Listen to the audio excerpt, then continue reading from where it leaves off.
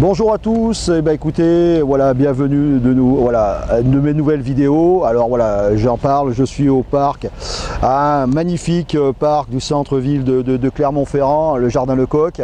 Donc voilà, donc concrètement aujourd'hui je vais vous parler d'une thématique, c'est l'intelligence émotionnelle du manager.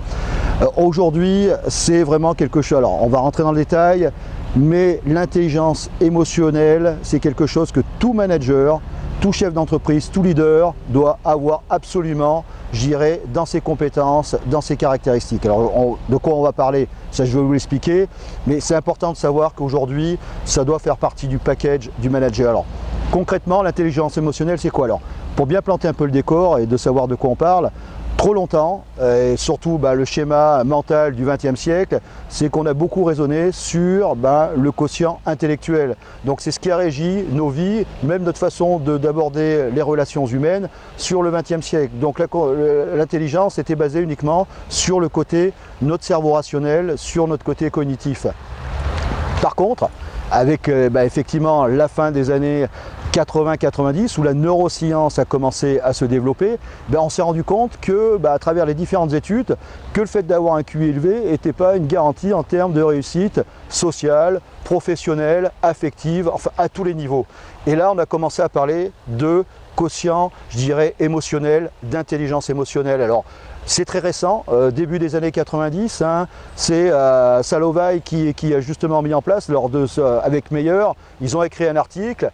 Là aujourd'hui le précurseur, et souvent qui est cité en référence, c'est Daniel Goleman, qui a écrit Emotional Intelligence en 95, journaliste au New York Times et qui était aussi psychologue. Donc c'est voilà, le père fondateur de l'intelligence émotionnelle. Alors l'intelligence émotionnelle, c'est quoi ? Très concrètement, et ça, plusieurs études le montrent, c'est-à-dire qu'aujourd'hui, les personnes qui sont capables de comprendre, ça, la première des choses, c'est comprendre les émotions, mais pas comprendre les émotions que les siennes, c'est aussi savoir comprendre les émotions des autres.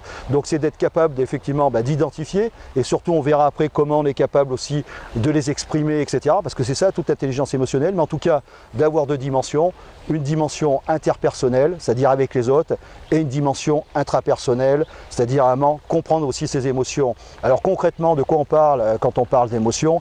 Et ça, j'insiste là-dessus. Je veux dire, il y a 10 ans, 15 ans, j'aurais tenu ce discours dans certaines entreprises, on m'aurait ri au nez. Et moi le premier, c'est pas du tout ma culture.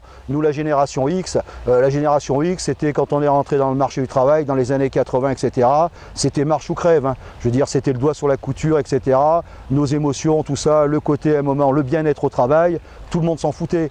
Là aujourd'hui les choses sont complètement différentes. Là aujourd'hui vous en tant que manager, vous devez avoir ça vraiment à l'esprit, c'est-à-dire que vous êtes garant aussi du bien-être de vos collaborateurs au niveau de vos équipes, au niveau du travail. Alors très concrètement, de quoi on parle? Les émotions, et ça au sens de Daniel Goleman, qui a été à un moment qui a posé les choses. Donc 6 émotions, et l'émotion, j'insiste, c'est pas un sentiment, ça peut se transformer en humeur, mais les émotions, c'est quelque chose de physique, c'est quelque chose de chimique, c'est quelque chose qu'on ne peut pas contrôler, c'est-à-dire qu'une émotion qui va vous envahir, et de quoi on parle? Une émotion comme la peur, une émotion comme la joie, une émotion comme la colère, la surprise, etc. Je vous dis, il y en a 6. Alors après, je ferai vraiment une vidéo dans mes formations, parce que c'est vraiment le traitement, je ne peux pas survoler, mais ce qu'il faut bien comprendre, c'est qu'en tout cas, une émotion, c'est physique, c'est physico-chimique, c'est quelque chose qui peut vous envahir, parce qu'il va y avoir un événement déclencheur.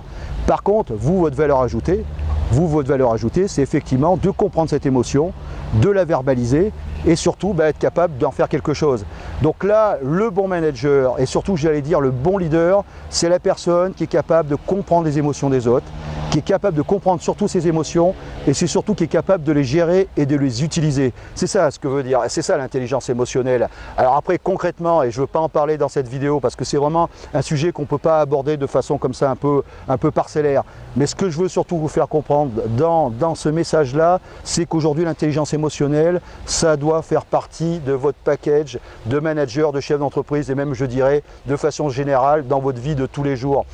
Alors concrètement, on verra lors de prochaines vidéos comment justement gérer ces émotions. Alors déjà un petit conseil et vraiment qui coûte rien, essayez de comprendre vos émotions et ça souvent je le vois trop souvent en entreprise, beaucoup de managers vont être dans le déni, ne sont pas capables d'accepter l'émotion. Alors un conseil, Et ça, vraiment, si vous voulez retenir qu'une seule chose, déjà essayez de verbaliser vos émotions, à un moment de mettre un nom. À un moment, quand je le vois trop souvent, quand on est sur des entreprises, et je vais prendre un exemple très concret, sur des phases de changement, des phases de restructuration, il est normal qu'à un moment on crée, je dirais, l'émotion, qu'on crée la peur. Je veux dire, vous, votre rôle de manager, c'est d'être capable d'identifier, parce que ça va générer automatiquement des freins. Et si vous n'êtes pas capable d'identifier ça, et bien forcément tout ce qui va suivre derrière, ça le fera pas. Donc j'insiste, vous, votre rôle, c'est à un moment d'être capable, surtout à des phases de changement, des phases de restructuration, quand on va amener de la nouveauté. Et ça, c'est vraiment le rôle de leader. Soyez capable d'identifier ces émotions-là, que peuvent être la peur, que peuvent être la colère. Donc ça, on reviendra dans une autre vidéo, parce que je dis, c'est un sujet tellement important et qu'on ne peut pas vraiment survoler. Donc soyez, voilà, ce qu'il faut retenir, l'intelligence émotionnelle, ça fait partie de votre boulot. La première chose, c'est de comprendre les émotions, vos émotions, les émotions des autres, cette dimension inter et intrapersonnelle. Et puis surtout, n'oubliez pas après comment on est capable, et ça je le verrai dans une autre vidéo, comment on est capable de gérer, d'utiliser ses émotions. En tout cas, voilà, comme à chaque fois, j'ai pris un plaisir. Voilà, une petite vidéo courte, mais c'est important et j'y reviendrai parce que l'intelligence émotionnelle aujourd'hui, ça fait vraiment partie du décor. Alors comme à chaque fois, je vous dirai, alors essayez, voilà, je crois que c'est en bas ou à gauche, enfin appuyez sur le bouton, abonnez-vous. Il va y avoir du contenu, là on a une rentrée vraiment riche en événements. Alors il y a des choses que je ne veux pas vous dire aujourd'hui, mais je peux vous promettre que dans les prochaines semaines, il va y avoir des choses très très fortes. Donc je vous dis, écoutez, merci en tout cas, et je vous dis à bientôt, et comme je dis toujours, soyez forts et restez humains. Allez, salut!